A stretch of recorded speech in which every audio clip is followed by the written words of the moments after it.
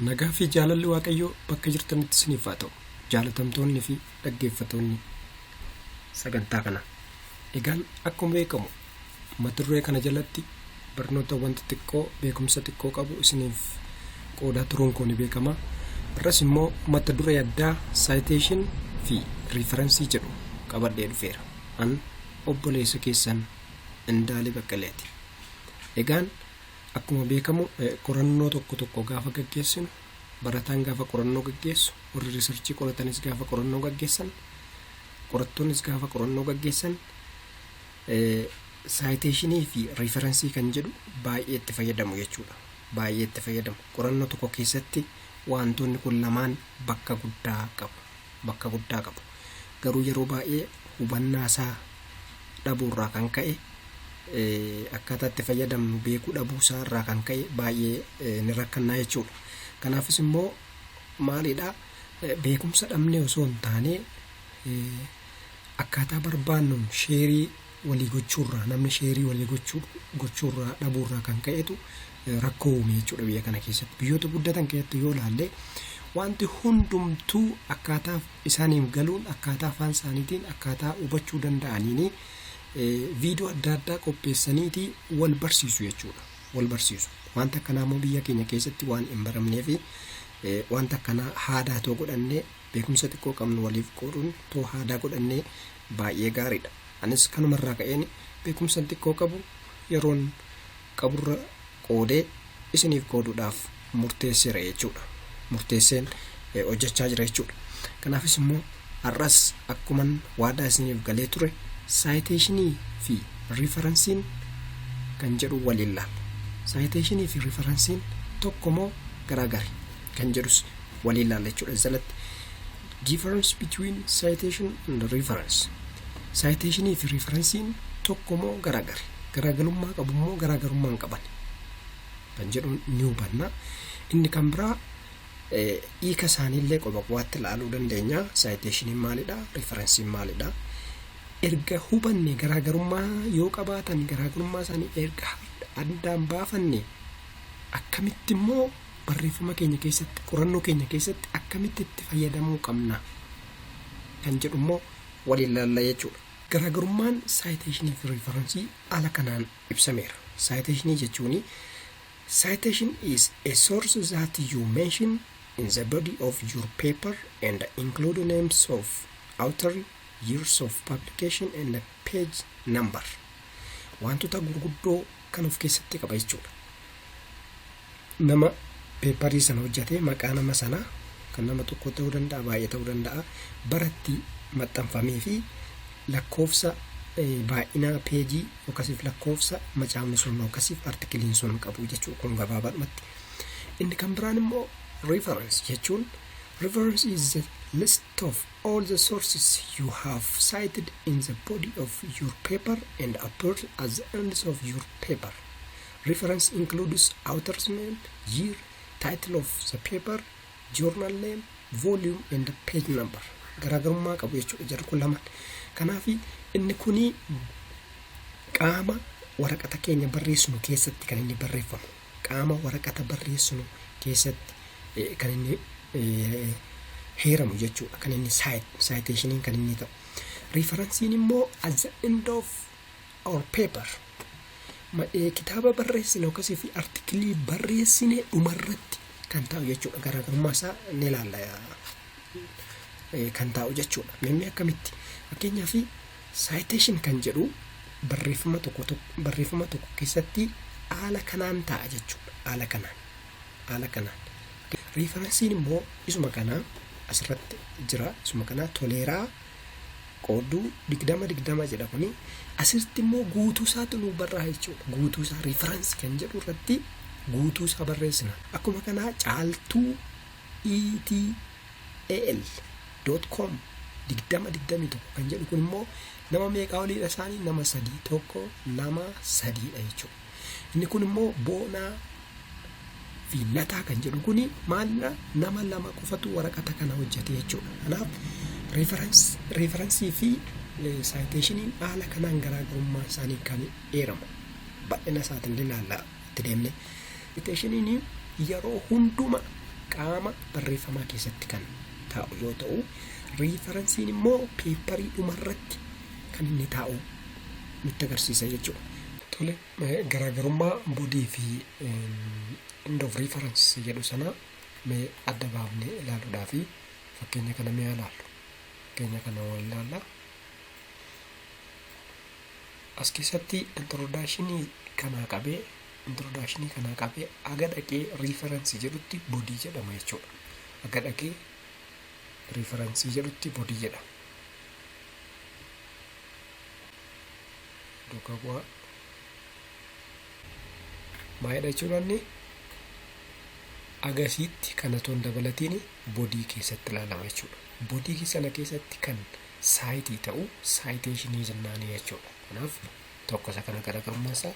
Riifaransii kan jettu immoo ishii kana qofa. Riifarantii kan jettu ishii kana qabee hanga dhumaatti kan akka kanatti kan jiru maalidha? Riifaransii jechuudha.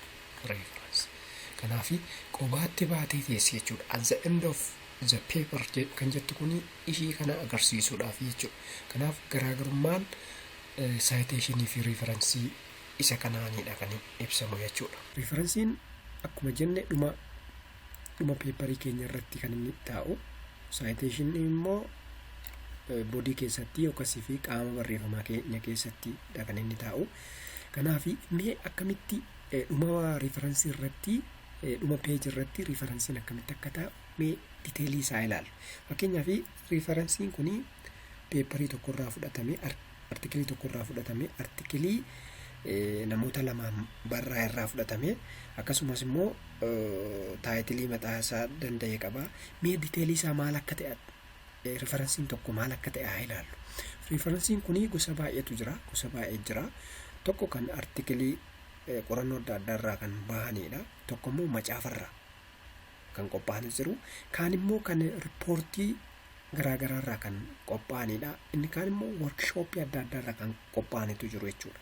Isaa fi inni nama asirratti isiniif ibsuu barbaade kuni akkaataa riifaransiin artikilii qorannoo adda addaa godhame tokko artikilii fi review peepariin itti qophaa'uun isinitti agarsiisa jechuudha. Kanaaf kun riifaransii tokkodha kan peeparii artikilii tokkorraa review artikilii tokkorraa fudhatame yoo ta'u, jalqaba irratti maaltu ta'a? Maqaa namoota hojjetanii author's name.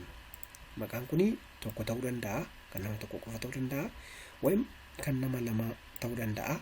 Akkasirratti argaa jirtan kanatti yookasiif immoo kan nama lamaa fi lamaa ol 3, 4, 5 akka maqaan namoota peeparii sanarratti jiru irratti ta'uu danda'a jechuudha. Kana waan ta'eef jalqaba irratti maqaa namootaatu dhufa. Maqaan nama asirratti jiru akka biyya alaatti kan nama asirratti kaa'e akka biyya keessaatti miti.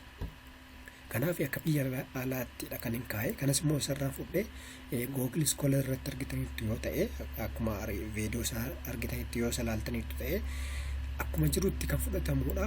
Kan ofii isaatii qopheessa jechuudha Google Scholariin.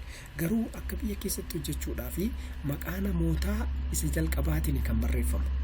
Kanaaf isas akka hin daganne jechuudha. Kanaaf jalqabatti maqaa awutariis ta'a. Ittaanee baratu ta'a jechuudha. Bara waraqanni sun itti taa'e. Iddoo biraarratti kan biraarratti akkamitti ta'uu danda'a? Deet jiraachuu danda'a. Guyyaa isaa wajjiniin. Fakkeenyaaf fulbaana yoo ta'e fulbaana guyyaa isaa wajjiniin. Fulbaanaa fi barri isaa wal duukaa ta'a jechuudha. Fakkeenyaaf 2022 keessatti 2022 keessatti kan maxxane kun ji'a isa kam keessa guyyaa isaa wajjiniinis iddootti taa'u jiraachuu danda'a. Inni kan biraan kan barattaanee inni dhufu taayitilii sana jechuudha. Inni kalarii keelloo kanaan argitan kuni maalidha? Title of the article tu ittaanee dhiyaate jechuudha.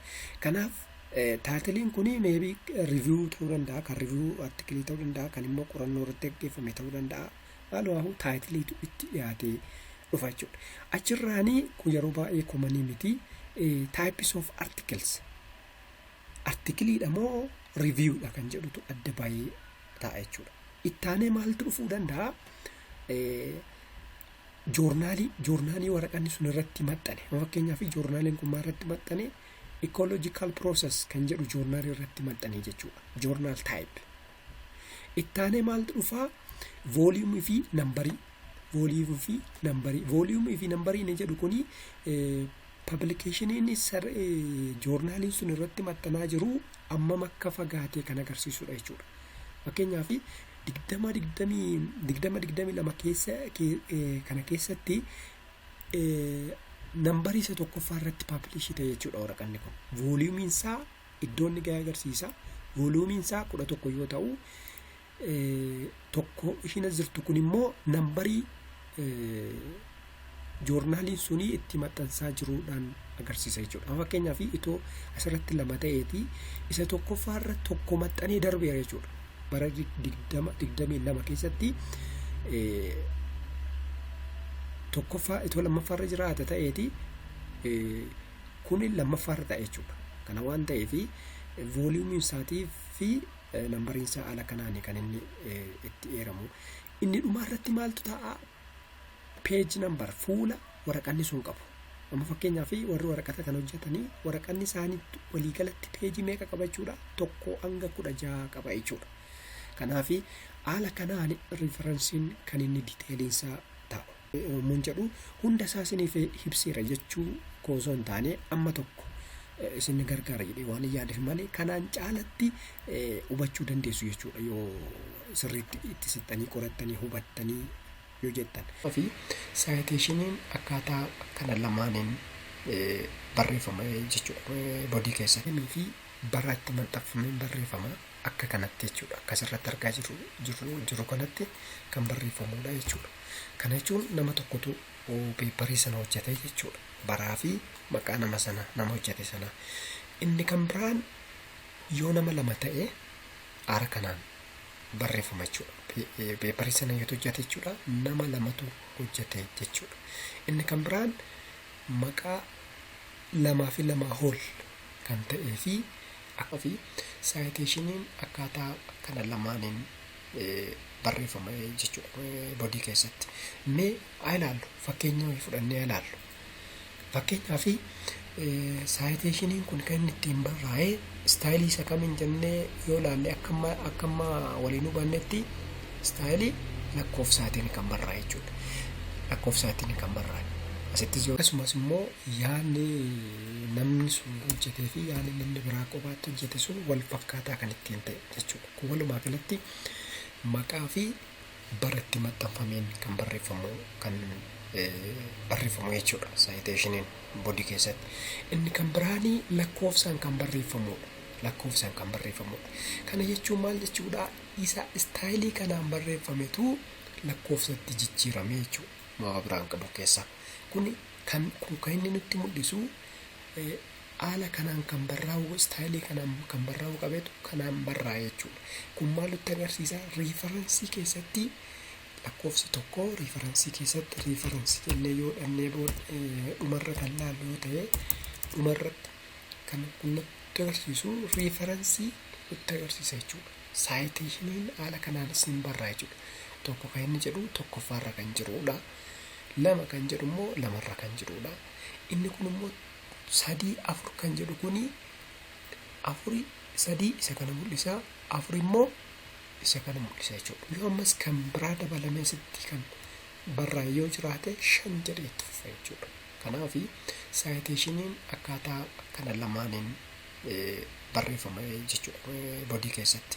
Mee haa ilaallu, fakkeenya fudhannee haa ilaallu.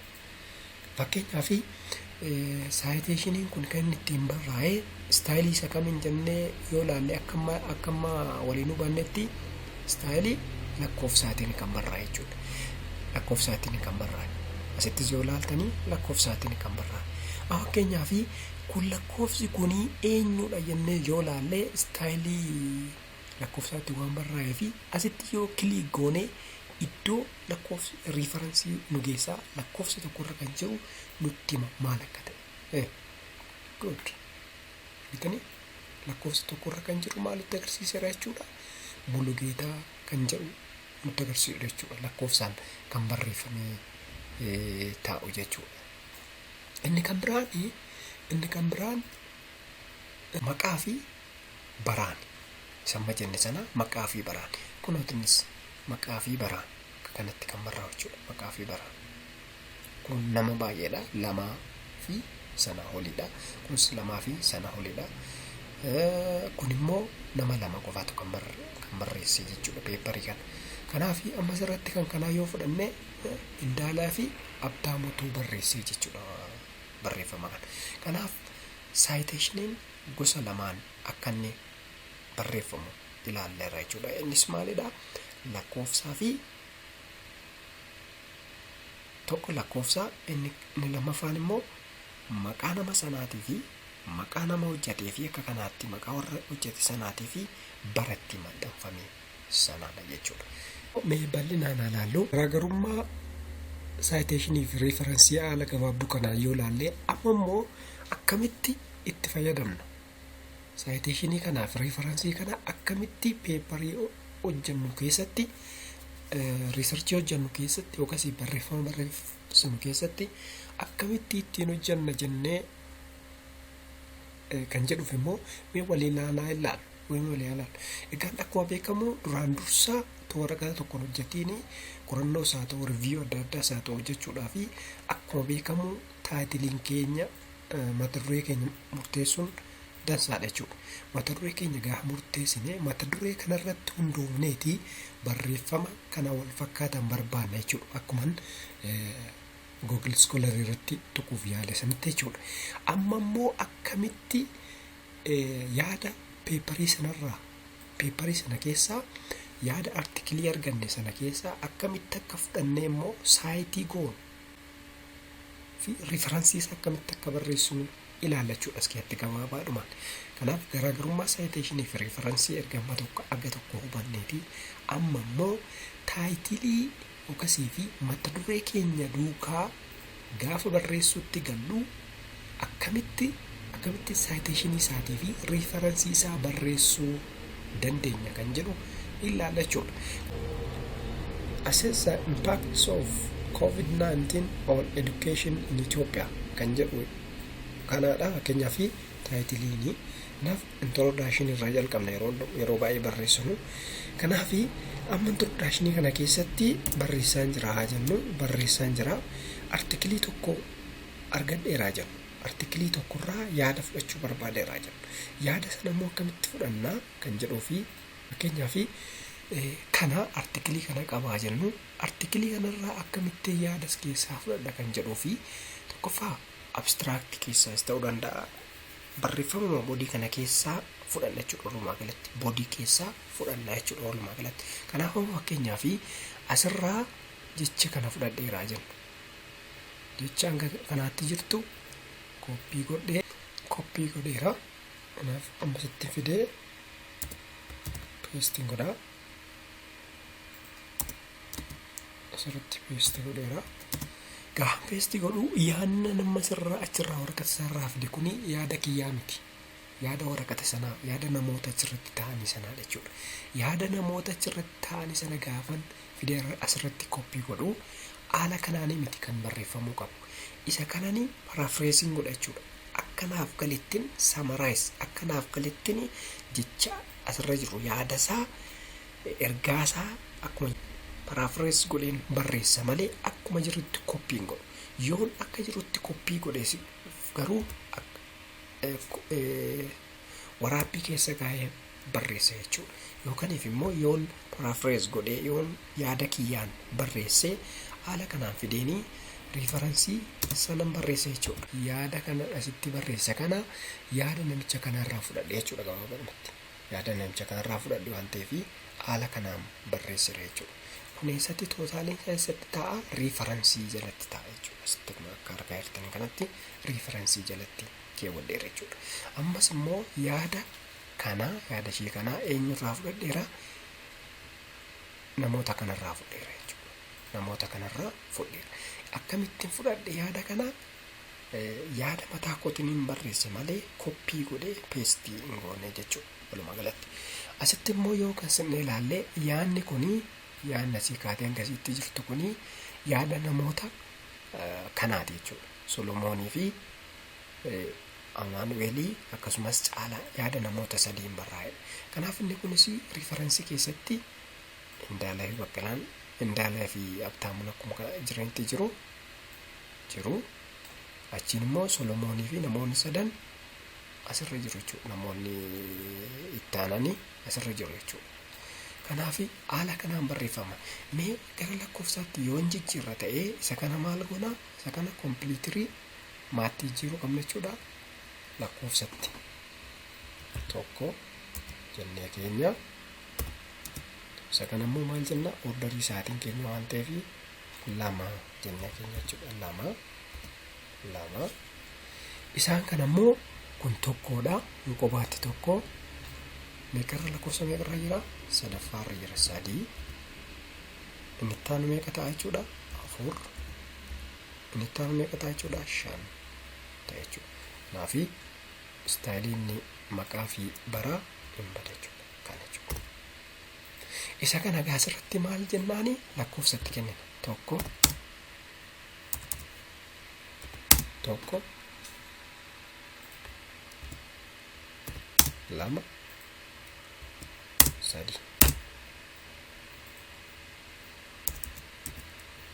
3 haala kanaan jechuudha. Lakkoofsi tokko ishiin as keessatti jirtu kun isa kam nutti agarsiisa? Riifaransii tokkoffaarra isa jiru nutti agarsiisa jechuudha. Haala gabaabaadhaan.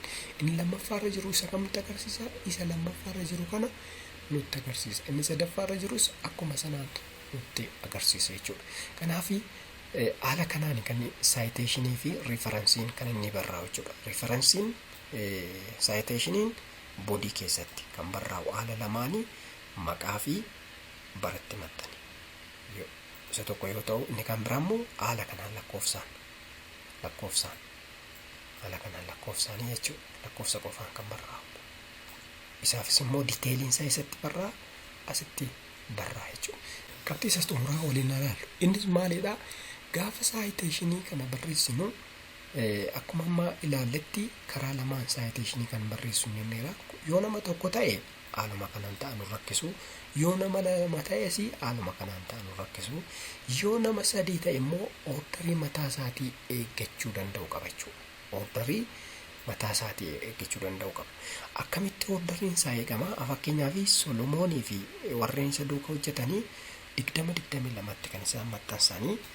Amaanu'eeliin immoo kophaa isaati kan inni maxxansee. Innis maalidhaa? 20-22tti maxxansee.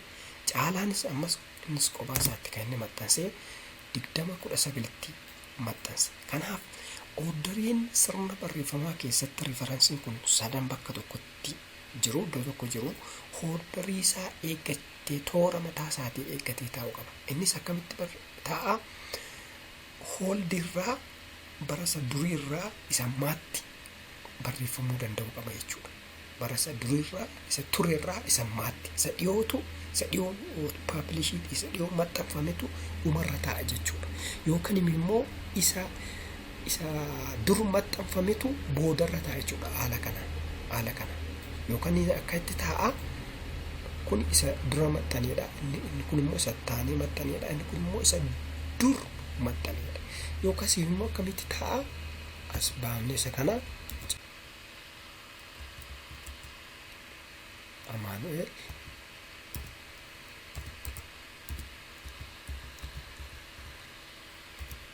Sirraa Solomoon